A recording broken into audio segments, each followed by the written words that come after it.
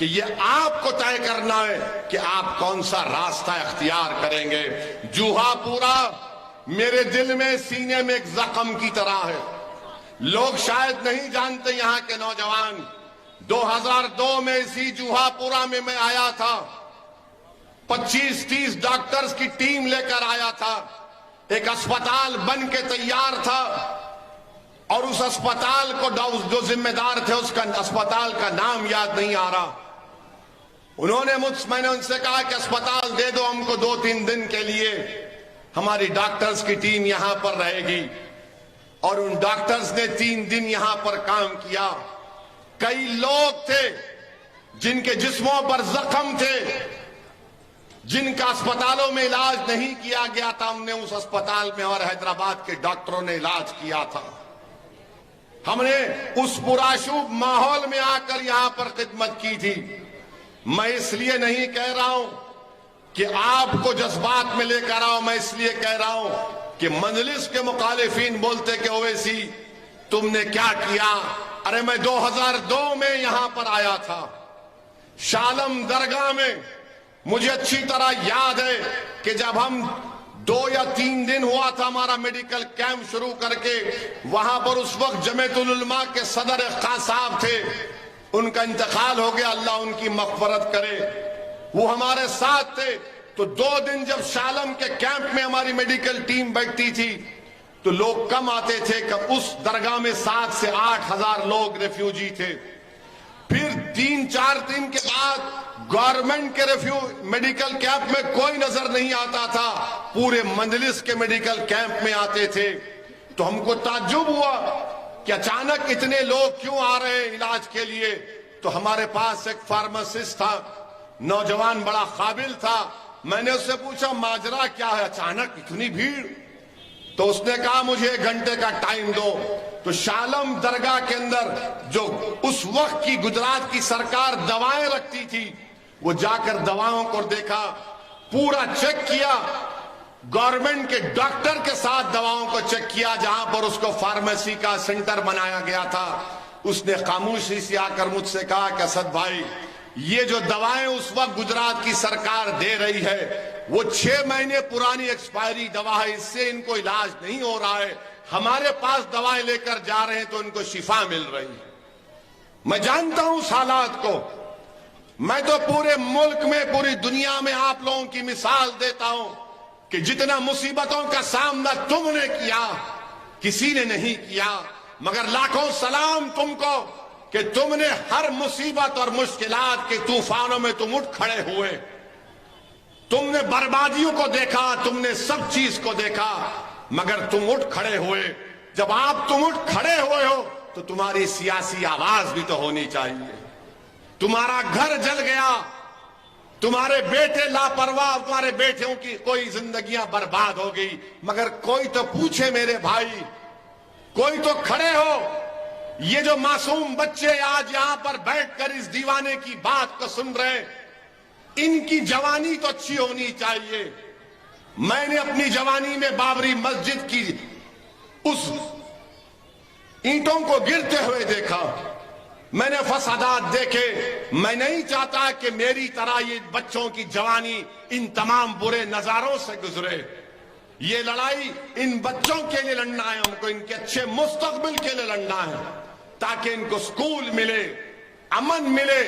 امن ضرور ہے مگر خوف کا امن نہیں چاہیے، خوشحالی کا امن چاہیے۔ بھاجپ بولے گی امن ہے، یہ امن نہیں، خوف کا امن ہے۔ امن وہ ہوتا ہے کہ میں اپنی دل کی بات کر سکوں، میں اپنی مرضی کے مطابق زندگی گزار سکوں۔ میرے عزیز دوستوں، میری عزتدار ماں اور بہنوں، ایک خوشحالی کے امن کو آپ کو پیدا کرنا ہے۔ وہ اس وقت ممکن ہے جب آپ ایک سیاسی قیادت کو بنائیں گے۔ میں گجرات کو آیا ہوں اور انشاءاللہ تعالی جب تک اللہ سبحانہ و تعالی مجھے زندہ رکھے گا میں گجرات کو آتا رہوں گا، مگر آپ کو ایک سیاسی قیادت کو بنانا ہے، آپ کی لیڈرشپ کو بنانا ہے۔ میں آپ کے درمیان میں کھڑے ہو کر عرض کر رہا ہوں کہ ہماری ذمہ داری نہیں ہے کہ ہم کسی پارٹی کو سत्ता سے آنے سے روک سکیں، ہماری ذمہ داری ہے کہ متحدہ طور پر اپنے ووٹ کا 5 تاریخ کو استعمال کریں اور ہماری بہن کو، ہماری پارٹی کو کامیاب کرے، تاکہ جب وہ 180 کے ایوان گجرات کے ویدھان سبھا میں جائے گی تو آپ کی آواز کو اٹھائے گی، آپ کی تکالیف کو بیان کرے گی۔ لوگ بولتے ہیں یہ کانگریس، بھاجپ اور یہ دوسری چھوٹی ریچارج کے پارٹی کے لوگ، ارے اویسی کی پارٹی کے اگر 4-5 جیت کر بھی چلے گئے تو کیا کر سکیں گے؟ میں آپ کو بتا رہا ہوں، میں جب تک زندہ اللہ مجھے رکھے گا مجلس کے خادم کے طور پر، ہم کبھی منتری یا گورنمنٹ میں نہیں جائیں گے۔ ہم کو لڑنا ہے، آپ کے لیے لڑنا ہے، آپ کے انصاف دلانا ہے، ان بچوں کے مستقبل کو اچھا کرنا ہے۔ اور سنو، بھاجپ، کانگریس اور چھوٹی ریچارج والوں، تم کو چیف منسٹر بننا ہے، تم کو ستا کی غلامی چاہیے، مجھے کسی کی غلامی نہیں چاہیے، مجھے آزادی چاہیے، اور ایسی آزادی کہ جب میرا نمائندہ گجرات کی ویدھان سبھا میں جائے گا تو وہ دل میں، آپ کے دلوں میں جو چھپا ہوئی تکلیف کو بیان کر سکے۔ سن لو بھاجپ، کانگریس آپ والوں، تم کو ستا سے اور مکھیہ منتری کے عہدوں سے لالچ ہوگا، مجھے وہ لالچ نہیں ہے۔ اور جو پوچھتے ہیں کہ 4-5 اگر جیت گئے تو کیا ہوگا، ارے بھارت کی پارلیمنٹ میں کیا ہوتا ہے؟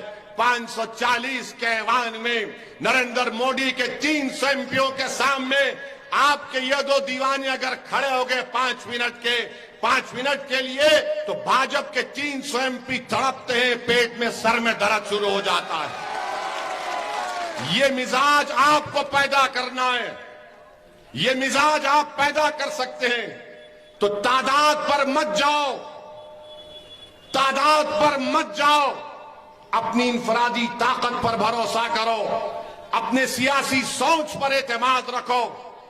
لوگ بولتے تعداد، ارے اتنے زیادہ، ارے کچھ نہیں فرق پڑے گا۔ جب آپ سچائی کے راستے پر چلتے ہیں تو رب کریم آپ کو کامیاب کرے گا۔ اگر تعداد کو دیکھ کر فیصلہ کرنا ہے تو پھر اپنے گھر و دیوار میں کو بند کر لو، اپنے دروازوں کو بند کر لو، اپنی سب چیز کو بند کر لو اور گھر میں چھپ کر زندگی گزارو۔ اگر تعداد کوئی معنی نہیں رکھتی اور قدرت پر کامل یقین ہے تو اپنی سیاسی سوچ پر بھروسہ رکھو۔